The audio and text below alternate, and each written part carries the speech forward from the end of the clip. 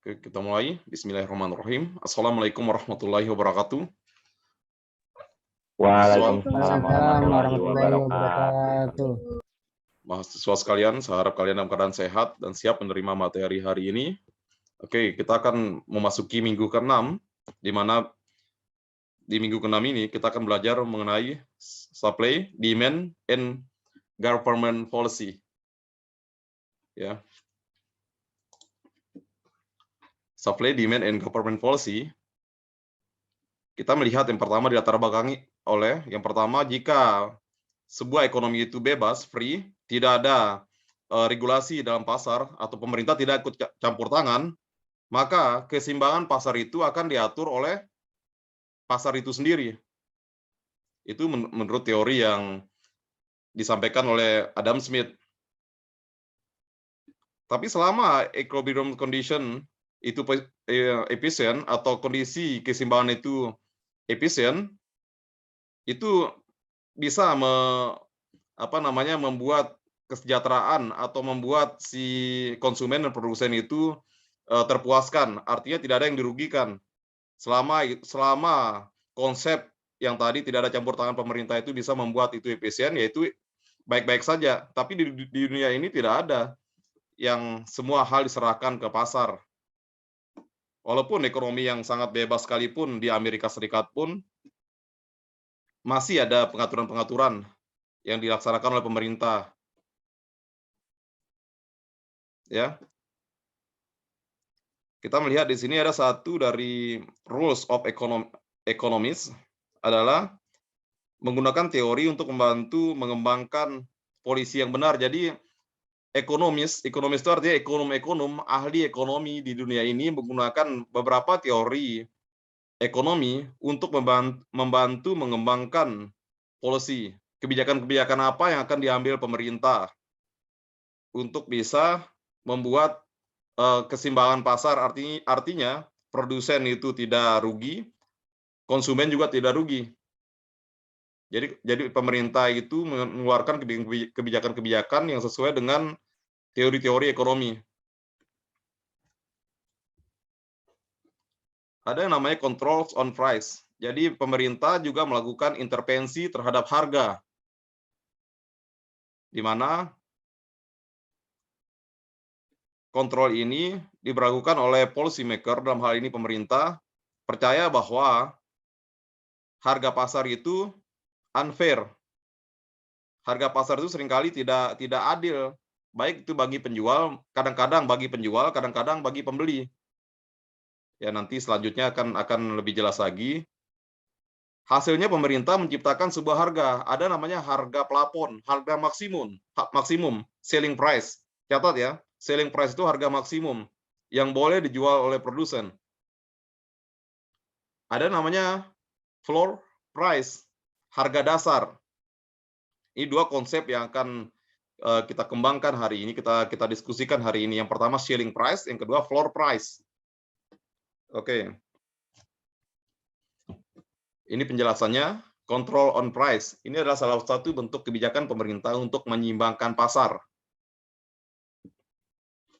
Apa yang dimaksud dengan selling price? Selling price ini adalah suatu penerapan harga maksimum pada suatu barang yang akan dijual. Itu konsep dasar sekali, konsep dasarnya. Sedangkan floor price, kalau selling itu kalau secara bahasa itu apa itu? Plafon rumah, platform artinya maksimum di atas kan. Selling itu plafon, langit-langit rumah. Sedangkan floor itu adalah lantai rumah, artinya harga minimum atau minimum price. Oke. Ini kontrol terhadap harga yang diperlakukan ada dua yang sering dilakukan. Yang pertama selling price, yang kedua floor price. Teman-teman ingat ya. Ya. Kita melihat di sini bagaimana price selling mempengaruhi pasar. Ada dua hal yang akan mungkin dapat dilakukan oleh pemerintah untuk memberlakukan selling price ini. Yang pertama yang dilakukan pemerintah itu adalah menerapkan selling price yang tidak mengikat. yang tidak mengikat. Artinya tidak perlu diikutin oleh produsen. Karena penerapan harganya itu di atas harga equilibrium, artinya harga yang diinginkan oleh produsen maupun konsumen. Nanti ada grafiknya. Yang kedua adalah the flash selling is binding, atau mengikat, atau harus diikuti oleh si produsen. Bila mana penerapan harga ini adalah apabila harga tersebut di set atau diterapkan di bawah equilibrium pasar atau keseimbangan pasar dalam jangka pendek. Mari kita lihat grafiknya. Ini grafiknya. Bila mana suatu harga itu disebut dengan not binding pada penerapan harga maksimum atau selling price selling. Jadi penerapan harga itu diterapkan ini contohnya di atas equilibrium. Equilibrium itu adalah bertemunya supply and demand. Ketemu $3, tapi harga maksimum itu diterapkan oleh pemerintah itu di atas harga ini, yaitu $4. Jadi tidak mengikat, jadi tidak harus diikuti. Cuma sewaktu-waktu kalau harganya meningkat, tidak boleh melebihi ini selling price ini. Biasanya kalau di kita, harga eceran tertinggi misalnya minyak goreng, tidak boleh lebih dari sini, dari yang diterapkan oleh pemerintah. Walaupun harga tersebut masih di bawah harga pasar. Ini harga pasarnya $3. Mengerti? Gunanya penerapan selling price ini adalah untuk melindungi konsumen. Jadi suatu saat ketika supply-nya rendah, harga yang meningkat, tidak boleh si supplier atau produsen itu melebihi harga harga tertinggi yang diterapkan oleh pemerintah, yaitu $4. Contohnya misalnya untuk minyak goreng atau harga-harga kebutuhan pokok. Tetapi kadang-kadang selling price ini bisa aja mengikat. Ketika harganya itu pemerintah menerapkan harga di bawah harga pasar dalam jangka pendek. Sekali lagi ini untuk melindungi konsumen.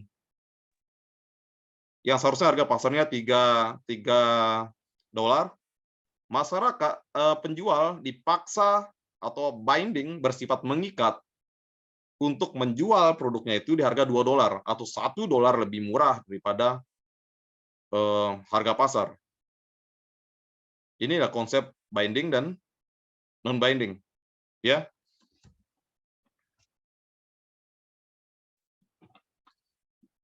Bagaimana selling price mempengaruhi outcome dari pasar atau keluaran dari pasar? Pertama, pengaruh yang disebabkan oleh price selling yang pertama apabila a binding price selling creates, atau ketika harganya mengikat itu artinya tadi di bawah harga pasar, harga yang diterapkan di bawah harga pasar dalam jangka pendek. Ini terjadi biasanya jangka pendek ketika ada suatu shock atau terjadi lonjakan harga atau produsen memainkan harga, maka pemerintah mengambil alih harga tersebut. Yang terjadi adalah dalam jangka pendek barang yang diminta oleh konsumen itu akan lebih besar daripada barang yang disuplai oleh produsen. Karena apa? Tentu karena harganya murah, terjadi lonjakan permintaan dalam jangka pendek. Sementara si supplier sendiri enggan untuk mengeluarkan barang tersebut. Ini contohnya itu, walaupun dalam prakteknya mungkin jarang sekali pemerintah seperti itu. Di bawah harga pasar. Kecuali harga pasarnya itu benar-benar terjadi shock yang luar biasa. Kayak kemarin itu harga pasar minyak goreng itu bisa 50.000. Sehingga pemerintah itu menerapkan di harga 18.000, ternyata nggak ada yang jual. Demand-nya tinggi, ternyata supply-nya lebih rendah. Ini yang terjadi. QD, quantity of demand, more than quantity of supply. Ya.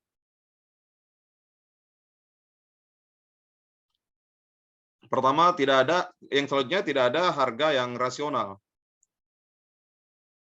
atau menghindari harga-harga yang disebabkan oleh kecurangan dari si penjual. Apabila penjualnya sedikit ini, barang-barang yang disuplai sedikit, maka pemerintah menerapkan harga seperti ini. Takutnya terjadi kong kali kong atau semacam persaingan tidak sehat antar produsen. Maka harganya diambil alih. Tapi ini jarang terjadi. Yang bersifat binding itu dalam keseharian, kecuali ada shock aja dalam jangka pendek aja. Kejutan-kejutan jangka pendek aja dalam ekonomi.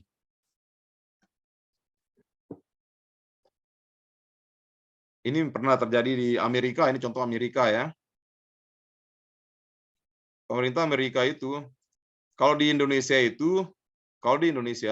harga ini kebalikan dari kita ini saat ini. Kalau Indonesia itu price selling-nya itu di bawah harga pasar, sisanya disubsidi. Kita belum sampai ke situ. Kalau di Indonesia. Di Indonesia itu terjadi di sini. P1-nya di sini. Tapi kalau yang harga ini biasanya yang diterapkan di sini itu ini contohnya saya ganti harga pesawat di Indonesia. Ada harga maksimum tiket pesawat itu. Jadi si supplier itu tidak boleh melebihi harga maksimum diterapkan oleh Kementerian Perhubungan. Teman-teman bisa share sendiri di internet.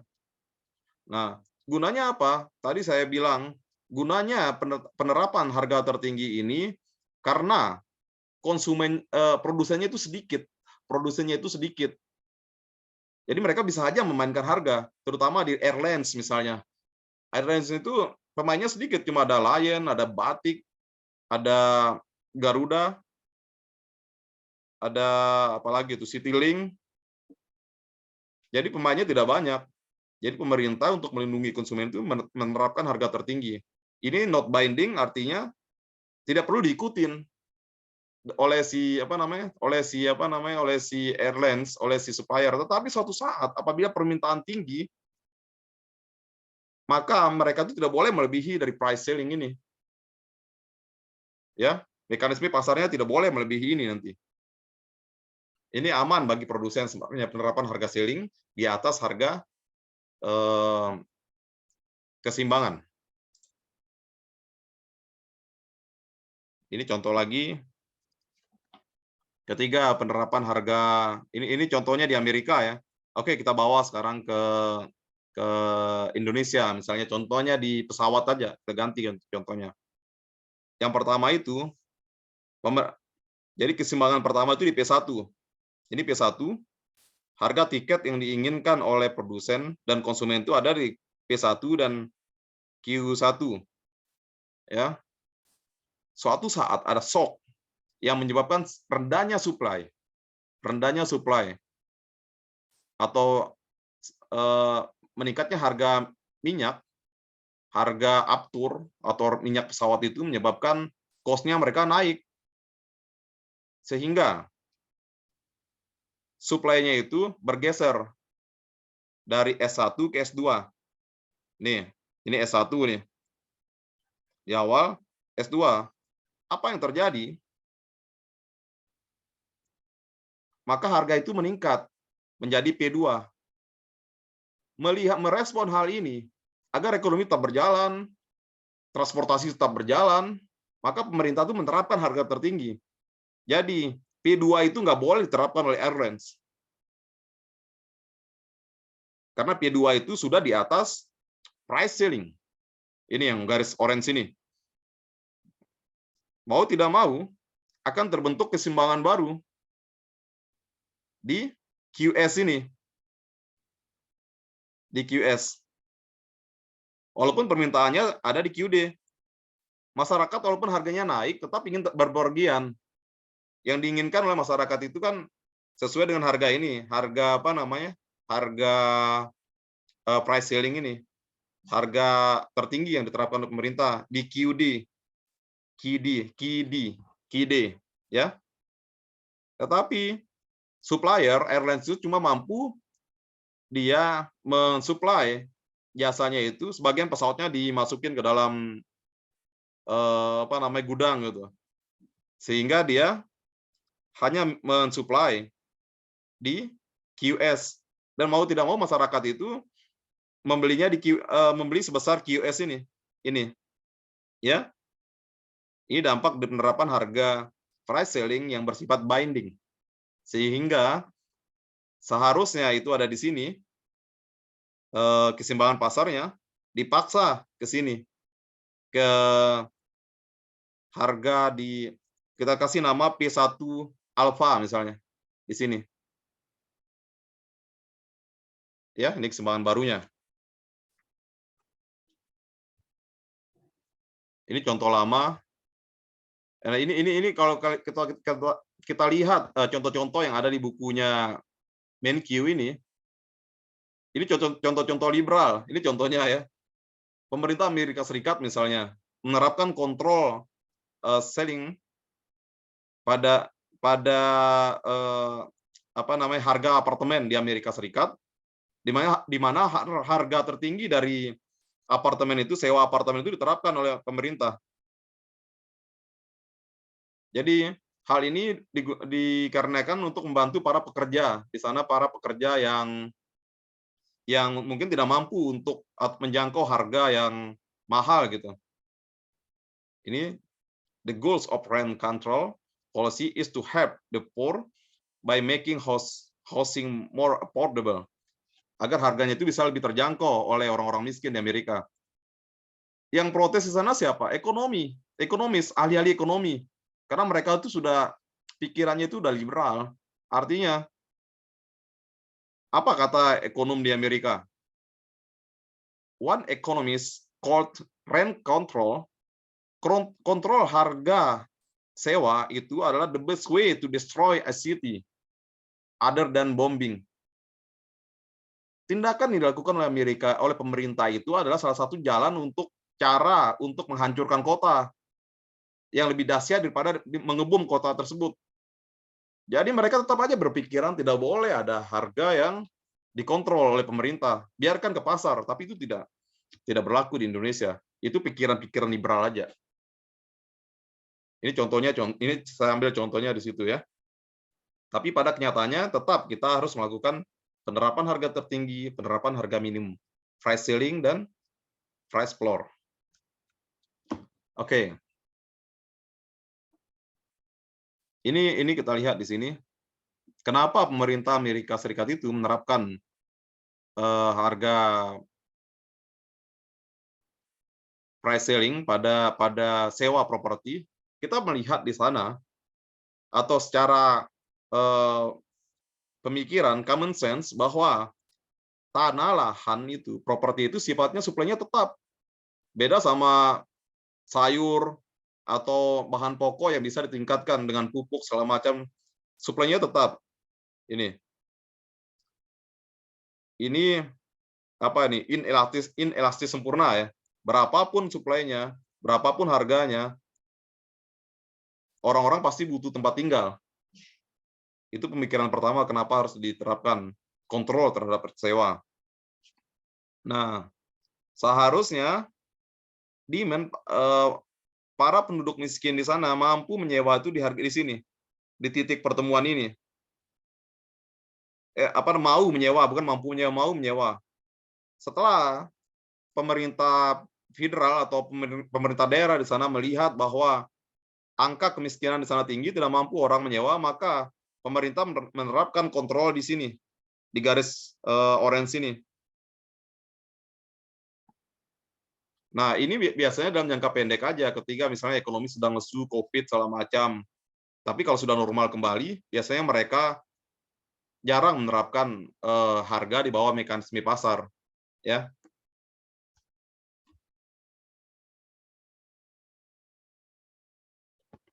Ini contoh lagi, rent control in short run. Short run itu dalam jangka pendek dan jangka panjang. Nah, yang di sini supply and demand ya, seperti biasa. Ini demand-nya. Kalau garis pertama, kalau teman-teman belum paham, garis pertama itu adalah harga di sini. Ini harga. Ya, ini tingkat harga. Kemudian garis yang ini kuantitas, jumlah apartemen. Pemerintah itu menerapkan kontrol di garis yang orange. Nah, garis yang orange ini di bawah, ini contohnya apabila pasarnya itu lebih elastis ya. Apa yang terjadi nanti nanti nanti akan dijelaskan selanjutnya. Apa yang terjadi ketika lebih elastis, ketika harga penerapan kontrol ini. Nah, ketika pemerintah menerapkan kontrol harga atau selling price di apartemen ini, maka permintaan itu akan melonjak, ya kan? Permintaan itu akan melonjak dari sini ke sini, dari sini ke sini nih. Tetapi yang akan kenapa dibilang tadi mendestroy pasar itu, mendestroy kota, si pemilik apartemen ini tidak mau menyewakan, cuma mau menyewakan di sini aja nih. Ya percuma artinya di kontrol harga ini percuma ada harga yang diterapkan, tapi tidak ada mau mensuplai. Yang mau disuplai cuma segini nih. Kalau diturunkan ke bawah, segini. Pada harga ini. Sedangkan yang diinginkan itu dengan harga yang turun ini di sini. Ya.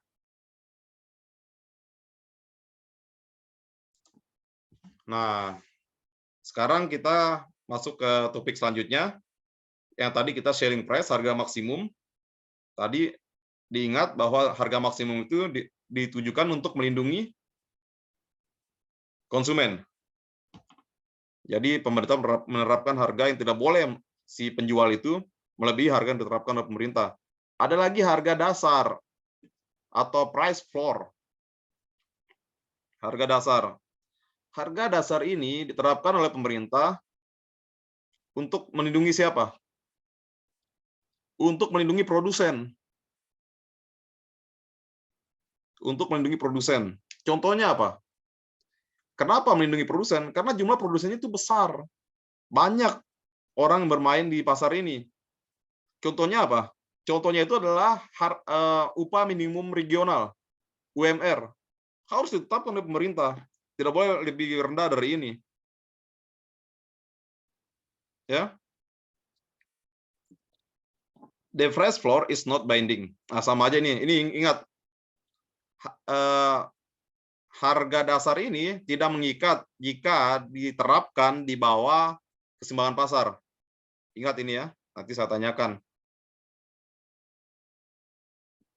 Tetapi kalau diterapkan di atas titik equilibrium, maka itu bersifat mengikat. Artinya ada keharusan bagi pengguna jasa dari buruh tersebut untuk menerapkan upah tersebut. Kalau diterapkan di atas equilibrium yang mampu atau sesuai dengan mekanisme pasar tenaga kerja, misalnya. Ini contohnya es krim lagi, biar lebih gampang diingat. Ini contohnya. Pemerintah menerapkan harga es krim itu minimum $2. Ya. Minimum $2. Sedangkan harga pasarnya $3. Ini disebut dengan apa tadi? Abdul Razak?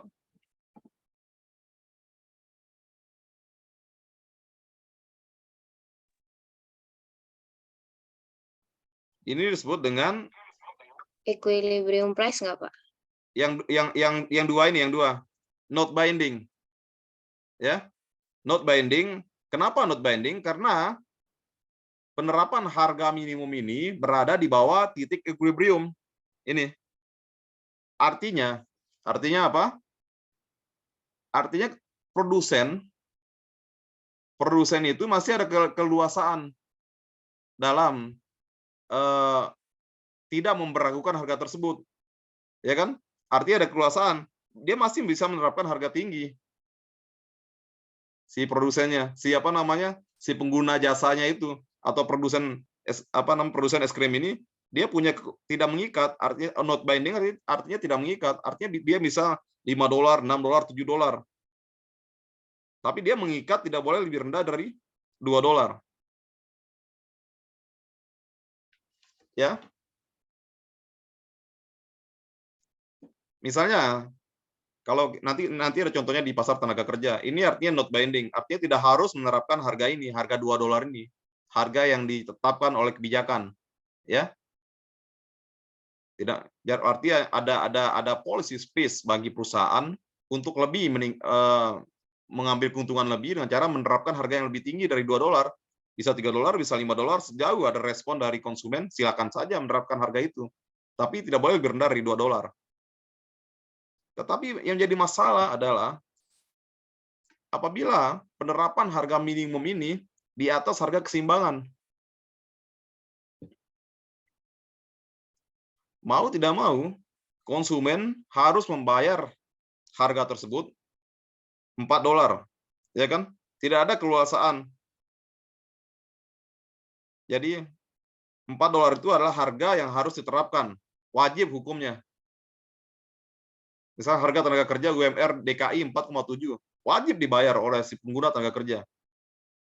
Tidak boleh lebih rendah, walaupun keseimbangan pasarnya itu masih masih memungkinkan orang hidup di Jakarta itu digaji di bawah itu. Tetapi suatu keharusan digaji minimal 4.700.000 misalnya di sini. Ya. Ini bersifat binding apabila diterapkan di titik ini, titik di atas titik equilibrium. Paham?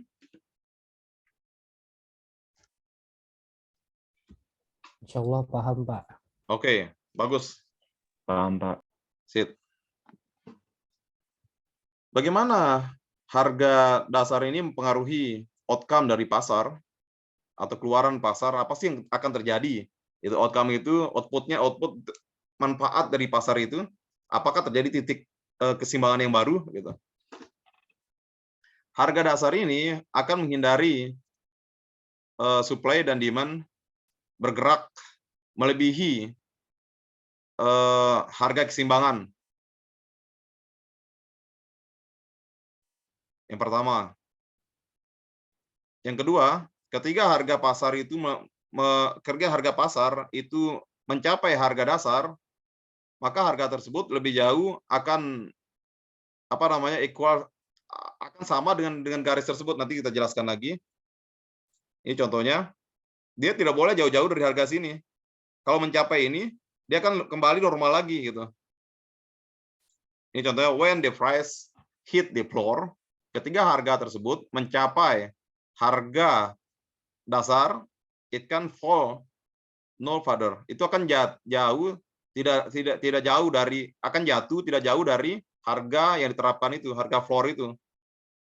Dan harga pasar sama dengan harga floor price. Artinya ketika penerapan harga floor price ini, harga dasar ini, maka mau tidak mau semua konsumen atau pabrik-pabrik yang membutuhkan buruh di Jakarta harus menerapkan harga minimum, upah minimum yang diterapkan oleh pemerintah. Artinya, market price itu terbentuk sendiri, sama dengan the floor price. Karena bersifat memaksa, binding. Ya. Kalau tidak menerapkan itu, apa yang terjadi? Ini dilaporkan ke Pengadilan Hubungan Industrial. Contohnya kalau di pasar tenaga kerja. Ya. Jadi di penerapan harga ini akan menciptakan harga floor price sama dengan harga pasar, market price. Ini artinya, ini harga pasarnya akan naik ke sini nanti karena bersifat binding. Ya. Akan naik nanti ke sini. Menyesuaikan dia. Konsumen akan menyesuaikan. Konsumen tenaga kerja itu siapa? Pabrik kan? Oke. Bagaimana harga pasar itu mempengaruhi outcome dari pasar? Nah, ini kita lihat di sini. Terjadi surplus tenaga kerja. Banyak produsen. Ini juga bisa diterapkan di pasar padi, petani padi. Ada banyak sekali produsen. Maka pemerintah harus menerapkan harga dasar untuk melindungi petani, melindungi tenaga kerja, melindungi buruh. Karena apa? Karena terjadi surplus, di mana supply-nya itu yang terjadi di pasar lebih besar daripada demand. Ya, suppliernya itu banyak sekali yang harus dilindungi juga. Buruh harus dilindungi, petani harus dilindungi. Jadi QS, jumlah buruh yang tersedia di pasar, bahkan banyak juga yang nganggur, lebih besar dari jumlah buruh yang diminta atau bisa diserap oleh pabrik. Ya. Ini ada non-price rationing, adalah suatu alternatif mekanisme untuk merasioningkan barang menggunakan diskriminasi kriteria. Nah, ini contohnya nih. Nah, yang saya katakan tadi, contohnya itu agar harganya itu oleh karena jumlah buruhnya itu melimpah, maka diterapkan namanya minimum wage, upah minimum regional UMR atau UMP, upah minimum provinsi. Dan juga untuk mendukung siapa? Mendukung petani. Coba bayangkan, kalau tidak ada harga minimum gabah, petani itu sementara harga pupuk itu tinggi, diserahkan ke pasar ketika panen raya, itu berpotensi harga gabah itu akan anjlok, yang berpotensi merugikan petani. Artinya ada banyak sekali supply. Ada banyak sekali pelaku usaha di sini. Itu kenapa price floor itu diterapkan. Oke.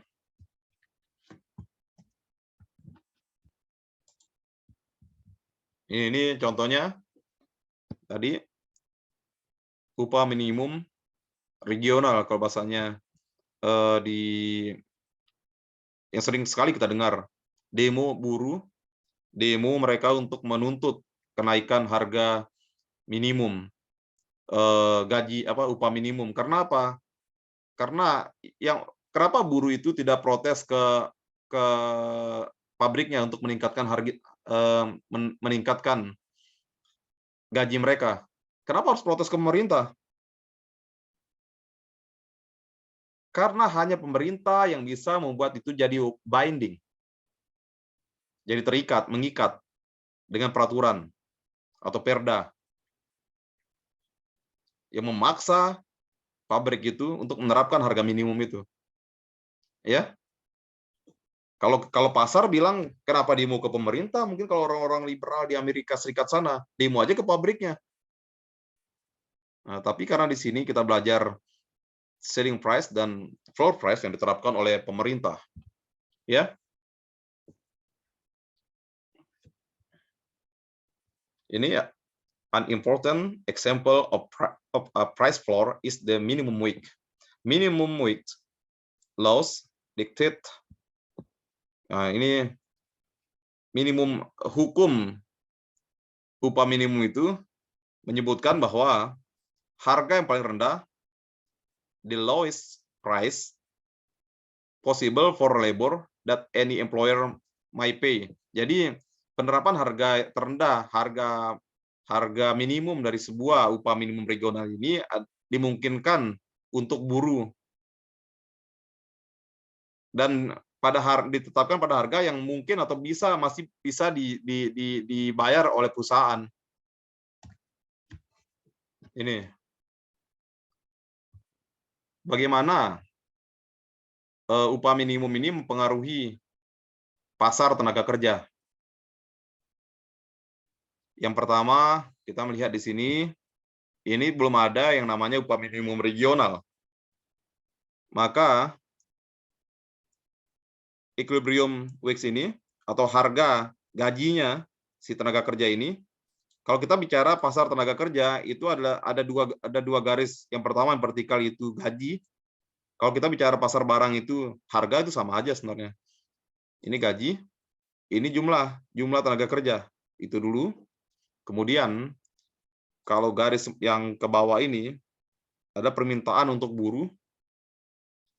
Semakin rendah gaji buruh, maka permintaannya akan